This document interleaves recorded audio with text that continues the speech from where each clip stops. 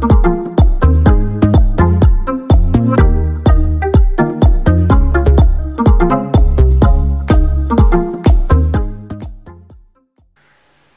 abonnés de la plateforme Parlons Sciences Sénégal, encore une fois, c'est un immense plaisir pour nous de vous retrouver dans cette plateforme. Aujourd'hui, vraiment, nous avons le privilège de recevoir professeur Jean Fall. Professeur Jean Fall est enseignant-chercheur à l'Université Cheikh Anta Diop de Dakar. Il est également le responsable de l'aquaculture au niveau de l'Institut universitaire de pêche et d'aquaculture. Professeur, merci beaucoup d'avoir vraiment accepté cette invitation.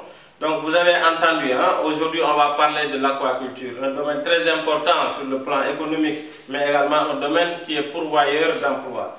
Cher professeur, d'abord la première question que j'ai envie vraiment de vous poser est de savoir, c'est quoi l'aquaculture, hein? C'est quoi l'aquaculture, mais également, quelle est sa place dans les politiques publiques sénégalaises? Merci beaucoup, M. Diop, de m'avoir invité au niveau de la plateforme Parlons Sciences. Je salue les internautes qui nous suivent à travers cette plateforme. Comme vous l'avez dit, j'interviens au niveau de l'UPA concernant tout ce qui est cours magistraux et travaux pratiques et TD, travaux dirigés. L'aquaculture n'est rien d'autre que toutes les formes de production animale et végétale, mais en milieu aquatique. Donc, l'élevage des animaux peut concerner les poissons, les crustacés et les mollusques. Et la culture de végétaux donc, peut concerner également ce que nous appelons les algues, mais divisées essentiellement en deux groupes, les macroalgues et les microalgues. Donc, parlant de la prise en compte de cette activité aquacole au niveau des politiques, effectivement, l'aquaculture est inscrite dans les projets phares donc, au niveau du PSE, Plan Sénégal émergent, et donc c'est dans le but de créer de l'emploi pour les jeunes. Mais, donc, ce programme aquacole, à mon avis, reste à un niveau macroéconomique, ce n'est uniquement que dans les documents. Donc ce qui fait que, si je prends par exemple la structure qui représente l'État au niveau de cette activité aquacole, donc la structure étatique, donc il se focalise plus sur la production, donc qui à mon avis connaît des limites dues au coût de l'aménagement des infrastructures aquacoles, du problème de disponibilité donc, des aliments, mais également des alevins par exemple, vous voyez, donc, ou bien des naissins donc, de mollusques. Donc voilà. Merci beaucoup, prof, hein, d'avoir un peu rappelé la définition de l'aquaculture, mais également sa prise en compte dans les politiques publiques sénégalaises. Vous l'avez dit, aujourd'hui, bon, il y a des efforts qui sont en train d'être menés, mais il reste beaucoup de choses à faire. Voilà, mais pour ça, professeur, je voudrais savoir au Sénégal, quelles sont les zones au niveau desquelles hein, l'aquaculture est pratiquée, par exemple?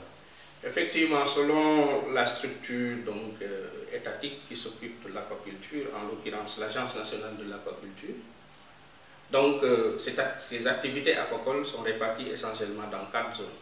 Donc il y a la zone nord, la zone centre, la zone sud et la zone est.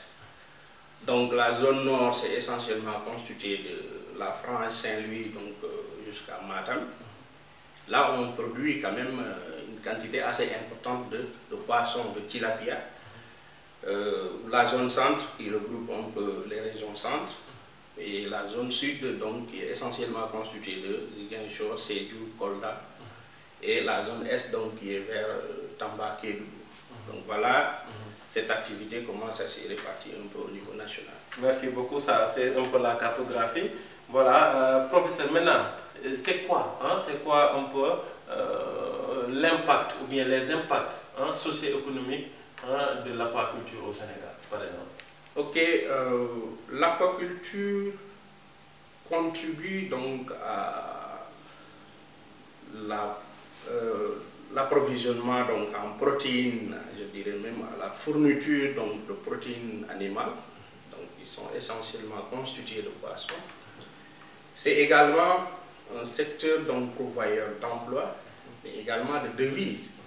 Et il est à noter que le développement de l'aquaculture s'accompagne souvent d'une réorganisation donc des parties qui s'intéressent à cette activité, en l'occurrence les ouvriers, les promoteurs, les investisseurs, nous les chercheurs, l'État en tant que tel, les structures de financement, mais également les consommateurs.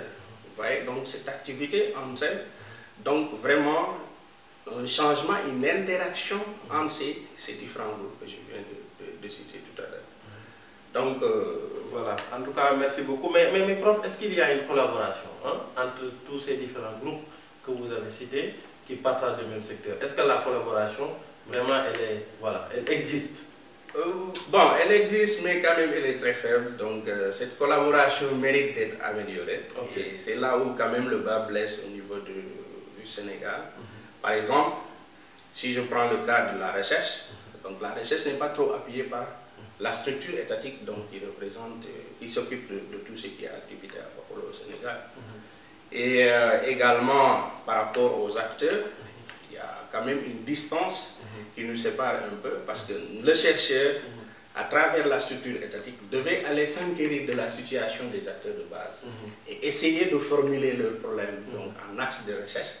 Et après, les résultats de ces recherches devraient être utilisés par l'agence pour le développement. Absolument. Ouais, donc non, mais merci beaucoup. Déjà, ça nous fait penser un peu aux recommandations. Vous allez faire à la fin des recommandations par rapport à tout ça. Alors, professeur, maintenant, on va revenir sur la problématique. J'imagine que le secteur est confronté à beaucoup de problèmes. Voilà, quels sont les problèmes principaux que rencontre le secteur de l'aquaculture au Sénégal? Merci beaucoup, Job. C'est une question qui est quand même pertinente. Effectivement, l'aquaculture au Sénégal, on connaît beaucoup de problèmes. En l'occurrence, les aliments qui ne sont pas du tout disponibles, des phares qui ne sont pas de bonne qualité également. Il y a également les alevins, donc les petits, donc poissons ou bien naissins de mollusques ou bien de crustacés, les petits. Donc il manque. Également, il y a le problème de la valorisation de ces produits aquacoles et donc on va revenir sur cet aspect plus tard. Mais il y a également le problème de l'organisation donc des acteurs à la base. Et l'ANA gagnerait, la structure étatique gagnerait quand même à mieux organiser ou bien à améliorer l'organisation de ces acteurs pour que vraiment certains de leurs problèmes soient quand même résolus. Vous voyez, il y a un autre problème, c'est le marketing. Vous voyez, la conservation du produit qui jusqu'à présent quand même n'est pas réglé. Vous voyez, donc pour ne citer que c'est un peu problème. Vous voyez. Absolument. Donc concernant l'aliment, une bonne partie de l'aliment est importé. Donc ça coûte excessivement cher. Et nous, depuis que l'Institut a vu le jour, donc il y a beaucoup de travaux qui ont été effectués sur ces aliments. Et donc qui, à mon avis, méritent d'être testés sur le terrain pour vraiment voir si ça peut donner des rendements qui sont quand même appréciables. Du côté des alevins, ils ne sont pas quand même disponibles, mais également la qualité n'y est pas. Donc c'est la raison pour laquelle au sein de l'Institut, nous nous efforçons à travailler sur la reproduction semi-artificielle du tilapia, la masculinisation également du tilapia, mais surtout sur la reproduction artificielle du poisson-chat, qui à mon avis, si c'est valorisé, transformé, donc peut quand même générer beaucoup de revenus. Donc ça veut dire que dans vos serres, vous faites de la reproduction artificielle de ces poissons-là? Effectivement, bon, nous, notre combat depuis le début, c'est quand même de travailler d'arrache-pied sur ce problème donc, des aliments, mais également de la production d'alevins. Et au niveau de la serre, peut-être que nous allons visiter après. Donc, on a formé des étudiants de licence étudiante. Donc, j'appelle souvent des tâcherons, qui travaillent chaque jour sur cet aspect. Vous voyez, donc on fait des croisements, ce qu'on appelle les hybridations. On essaie également d'améliorer ces souches, ce qui a fait que depuis 3 ans, donc chaque année on produit et on transforme au niveau local. Parce que n'oubliez pas qu'une mission de l'Institut universel des pêcheurs d'aquaculture, l'aquaculture. Également, c'est de former des professionnels donc, qui demain seront opérationnels, surtout dans le domaine de la transformation, de la pêche et de l'aquaculture. Donc ça veut dire qu'au niveau de votre institut, vous avez déjà formé beaucoup d'étudiants qui ont une bonne maîtrise sur ces pratiques-là. Effectivement, ça fait, je dirais, depuis 2003 que l'UPA est né. On a formé beaucoup de cadres au niveau local et au niveau de la sous-région. Vous voyez, donc je citerai le Gabon, les îles Comores, le Maroc, et ainsi de suite, pour ne citer que cela. Mais là où vous allez actuellement, c'est ce qui sont en charge donc, de la pêche et de l'aquaculture. C'est des gens qui ont été formés. Qui sont sortis d'ici. De l'UPA. Voilà, et qui sont en train de faire prévaloir leur expertise vraiment pour le développement du Sénégal. Exactement. Voilà. En tout cas, merci beaucoup pour ce travail très important. Mais professeur, pour l'aliment, bon, j'entends souvent parler de farine de poisson. Voilà, et il me semble qu'il y a un problème à ce niveau. Effectivement, bon, il y a quand même beaucoup de tintamarre autour de cette farine de poisson qui, à mon avis, n'est pas indispensable. Mais c'est ce qu'il y a dans la farine de poisson qui est indispensable. À l'occurrence, les acides aminés. La lysine et la méthionine, par exemple. Aujourd'hui, on peut fabriquer un aliment sans farine de poisson, en supplémentant juste avec ces minéraux qui manquent au niveau de ces acides aminés, du moins, qui manquent au niveau des végétaux. Et je vous dis une chose, à travers le monde, beaucoup d'études ont été menées sur la substitution de la farine de poisson par des végétaux, en l'occurrence le soja. Il y a plusieurs types de soja, isolat de soja, concentré de soja, ainsi de suite, qui ont été améliorés par des technologies quand même bien connues, mais qui permettent de diminuer les facteurs antinutritionnels. Et là, au sein de l'UPA, on a mené des expériences sur ça. Donc, des étudiants de master ont travaillé sur la substitution de la farine de poisson par d'autres sources de protéines d'origine animale et végétale, en l'occurrence le soja. Et actuellement, on mène des expériences sur la substitution de la farine de poisson par des insectes. Vous voyez, les criquets, les chenilles de karité, les dermestes, les mouches soldats noirs, et ainsi de suite. Donc, qui sont des sources quand même qui contiennent des taux élevés donc, de protéines qui peuvent. Je disais tout à l'heure qu'il y a quelque chose que je veux souligner ici, c'est par rapport à la farine de poisson. Effectivement, il y a un problème.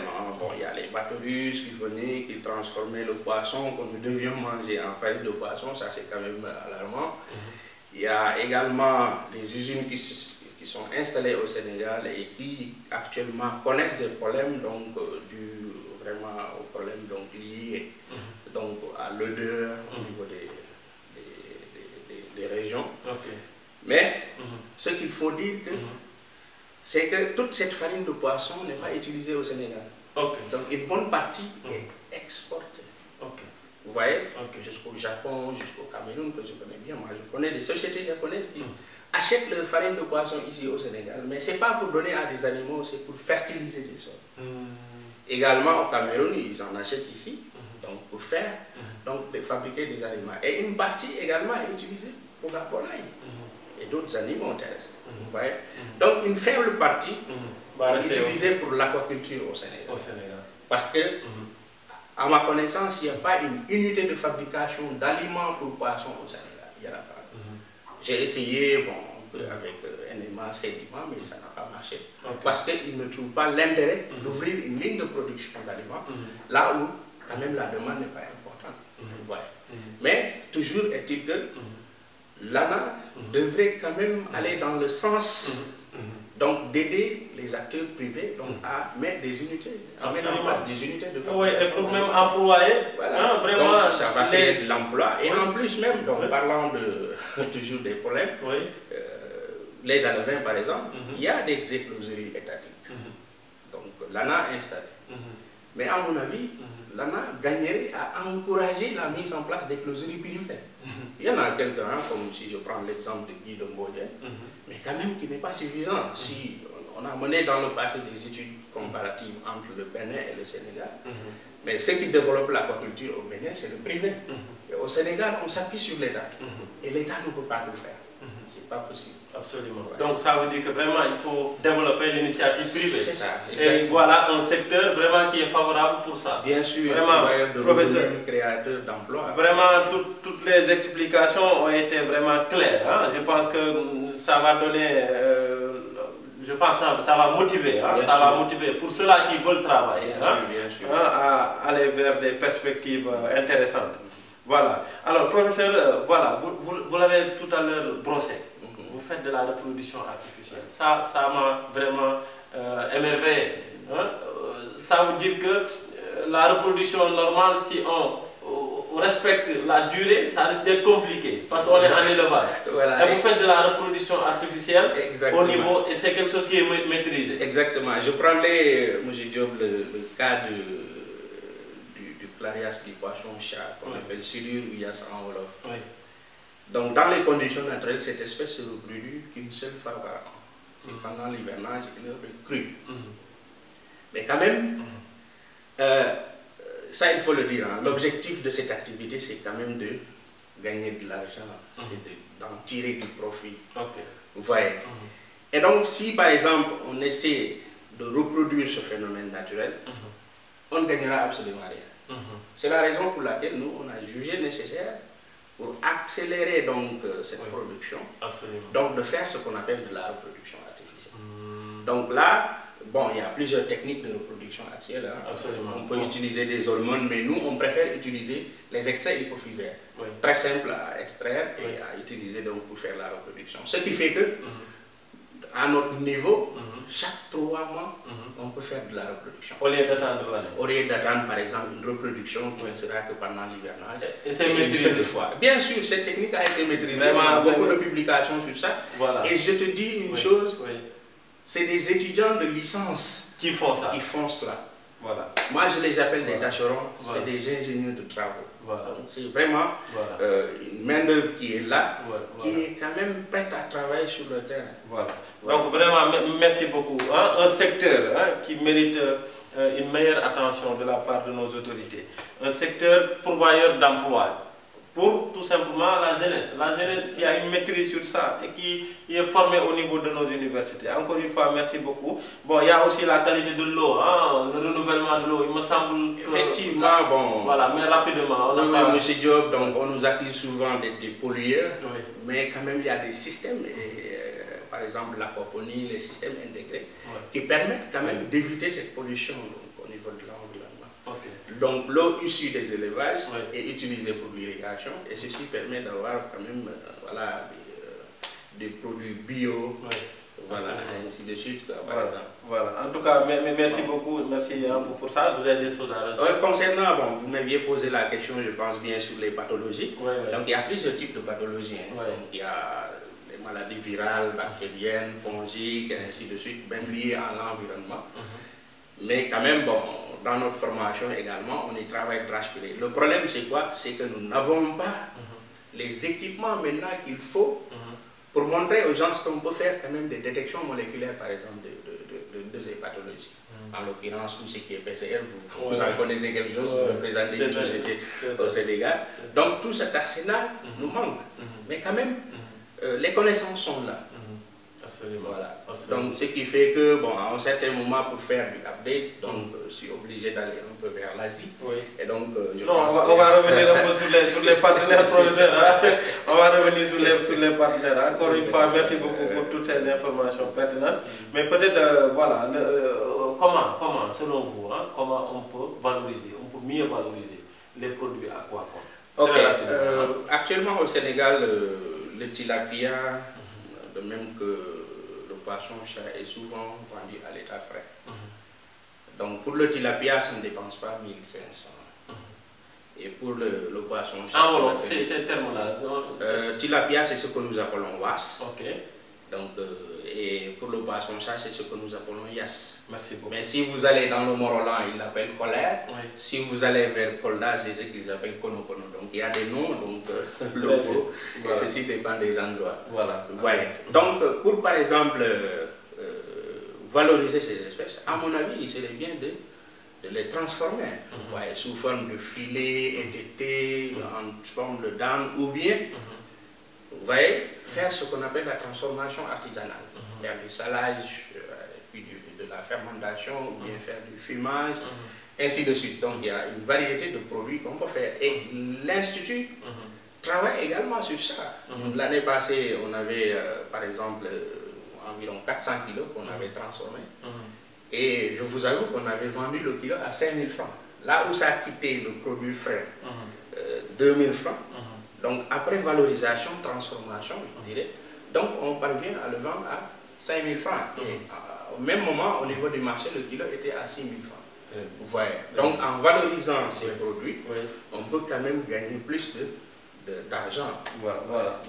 Merci beaucoup. Et tout ça est réalisé, est réalisé au niveau de l'Institut universitaire de pêche et d'aquaculture, qui est basé à l'université Cheikh Anta Diop de Dakar. Alors je rappelle que je reçois aujourd'hui professeur Jean Fall. Professeur Jean Fall, vous êtes aussi un spécialiste en biotechnologie, en nutrition, en aquaculture. En tout cas, merci beaucoup pour ça. Maintenant, professeur, j'imagine que voilà, vous devez avoir des partenaires. Pour tout ce que vous venez d'expliquer, il y a certainement peut-être des partenaires, même s'ils ne sont pas sénégalais. Voilà, quels sont les partenaires qui vous appuient? Effectivement, je dirais que j'ai des partenaires, j'ai des collaborateurs, que ce soit au niveau national, au niveau international. Au niveau national, par exemple, de temps en temps, je travaille avec l'ANA, l'Agence nationale de l'aquaculture, mais également le CROD, mais qui, à mon avis du moins, mérite d'être amélioré. Il faut une collaboration franche, vous voyez, fondée sur quand même des choses qui sont très claires. Vous voyez. Donc en dehors donc, de ces structures que j'ai citées tout à l'heure, il y a l'UGB, donc je travaille en étroite collaboration avec mon ami Mohamedou Amadouli, qui est le chef de section au niveau de l'UFR, l'aquaculture de l'UGB. Et donc au niveau international, j'ai quand même gardé le cordon ombilical entre Taïwan et Japon. Donc, mon prof de Taïwan, on travaille souvent. Donc, on s'en rencontre même des fois dans des conférences. Et le Japon, c'est quand même le pays que je fréquente le plus parce que chaque 2 ans, donc, je pars là-bas pour les voyages d'études et ainsi de suite. Et donc, on essaie d'écrire des projets ensemble et voilà, de travailler ensemble. Voilà. Donc voilà un peu les partenaires, parce qu'il le faut. Et pour les enseignants chercheurs, il faut également qu'ils aient des partenaires, des collaborateurs avec qui travailler dans le cadre de leur projet de recherche. Pour ça, professeur, vraiment nous vous en remercions. Professeur, bon, puisque c'est vos partenaires-là qui sont au Japon, je suis sûr et certain que vous souhaiteriez qu'ils regardent l'émission après et ils ne comprennent pas le français. Maybe I can just ask you to make a small message to their side in order to let them see what you're doing here as you are collaborating with Japanese people. Maybe just a little bit. Okay, Mr. Job, I would like to say thank you for asking me my relationship with the partners, national partners and international partners, especially for the international side. I would like to thank my professor, Professor Shen in Taiwan. I would like also to thank my professor Sakai Masahiro in Japan, and one of my last collaborators, Professor Masako. We are doing many things about biotechnology, about genetics, you know, and I would like to thank them for their welcome, you know, when like in Japan, they usually try to put me in a good condition for the special work we are doing. Thanks a lot again. So guys, you need to keep contact with Professor Fall. He is a very big, good researcher. Thanks a lot for you, for everything that you're doing. Professeur, bon, je pense que la dernière question, ça ne va même pas être une question, mais je pense que ce qu'on vient de discuter là intéresse beaucoup les Sénégalais et beaucoup d'entre eux ne comprennent pas le français. Donc en 1 minute ou bien 2 minutes, veuillez vraiment nous résumer ce qu'on a dit ici en français. Donc comme nous l'avons dit, prof dañ koy bàyyi rek moom mi ngi yëngu gëstukat la bu nekk université Cheikh Anta Diop de Dakar ci institut boo xam ne day yëngu ci lépp lu jëm ci aquaculture ak pêche bokk ci kàngamu réew mi am liggéey yu am solo yu mu nekk di def. waaw mi ngi noonu donc kon prof dañ koy jox kàddu gi dañ ko invité tey ci émission Parlons Science bi donc dina la jox kàddu gi rek nga tënk li nga wax fii daal sànq rek ci français nga tënk ko ci wolof njëriñu aquaculture lan la ak lan la mën a jëriñ Sénégal.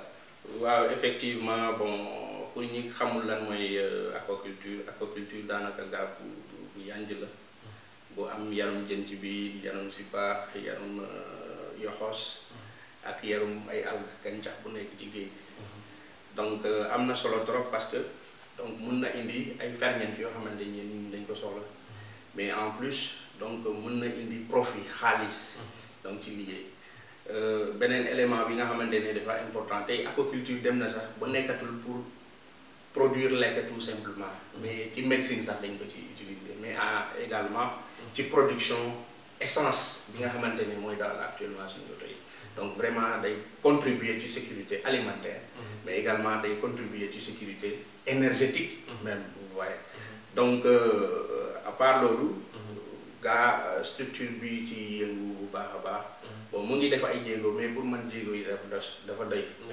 dafa des di moins donc ci loolu noonu vraiment war nañ jéem a xoolaat côté aliment bi parce que doyul te qualité bi nekku fi xoolaat côté jën yu ndaw yi donc côté boobu aussi day aussi soxla trop mais organisation acteurs yi nekk ci àll bi parce que vraiment soxla nañ ñu organiser leen jàppale leen donc wàññi leen jëndi taxes yi nga xamante ne dina mën a importer matériel même bu dee dañuy importer aliment aussi ñu yombalal leen ko parce que actuellement vraiment nekk na li nga xamante ni mooy leen di frais dañ kii bi à part loolu beneen problème bi mooy souvent bu ñu produire du ñu am fu ñu ko denc te bu ñu amul fu ñu ko denc mun na yàqu te transformation bi aussi ñoom xarañu ci loolu donc looloo tax ñu leen di woo ñu jéem a jege structure bi muy ANA nekk ANA organisé par exemple ay rencontres yoo xamante ne day am ay chercheurs acteurs de base financiers yi ak ñoom ñi nga xamante ne ñoo représenté état bi niveau du roi donc loolu da ci am solo bon beneen affaire bi mooy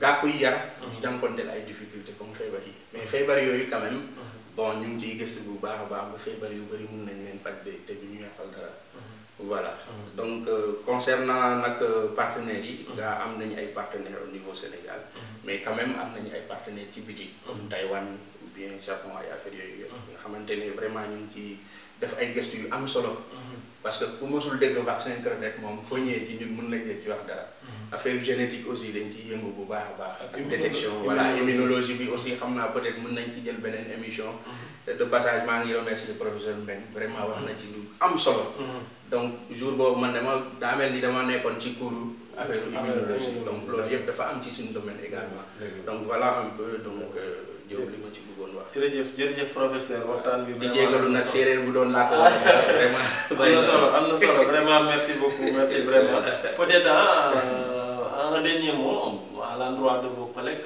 au niveau de l'Institut peut-être des recommandations pour le Sénégal mais bon très rapidement voilà donc je remercie vraiment notre directeur donc professeur Malick Diouf qui ne cesse de nous encourager il ne ménage aucun effort donc pour être derrière nous ce qui me réconforte beaucoup donc il y a mes collègues professeur Alassane Sarr docteur Waly Ndiaye l'administration que je n'oublierai jamais donc en l'occurrence notre CSA Dalicène et également Madame Kébé et les autres qui sont là-bas donc vraiment il ne cesse de nous encourager vous voyez d'aller de l'avant et là donc malgré qu'il y a un manque de moyens on essaie quand même de faire le maximum donc par rapport aux recommandations donc je vais axer ces recommandations un peu plus sur le fait que la structure qui est en charge de l'aquaculture au Sénégal doit essayer de regrouper l'ensemble des acteurs pour une bonne collaboration franche. Vous voyez, parce que les résultats de la recherche peuvent servir au développement. Et donc là, actuellement avec cette pandémie, on sent nettement qu'il y avait un élément qu'on oubliait souvent qui est la recherche. Vous voyez, et actuellement, donc, je pense que c'est indispensable, c'est nécessaire. Donc, voilà. En tout cas, merci beaucoup. Il a lancé un message à l'endroit des acteurs qui ont en charge ce volet d'aquaculture au Sénégal. C'est très important, professeur. Tout ce que vous avez dit, je pense que va éclairer les Sénégalais, mais plus particulièrement les autorités, pour que les meilleures décisions soient prises au profit de notre développement. Et je vais en profiter pour remercier aussi. Hein. C'est vrai que le professeur Malick Diouf, c'est le directeur de l'Institut, mais il est aussi le responsable hein, des travaux pratiques de notre département. Hein. Donc, professeur, merci beaucoup pour tout ça, hein, parce que je suis également enseignant vacataire dans ce département de biologie animale. Encore une fois, chers abonnés, hein, nos remerciements et à très bientôt pour un prochain numéro de Parlons Sciences. Merci.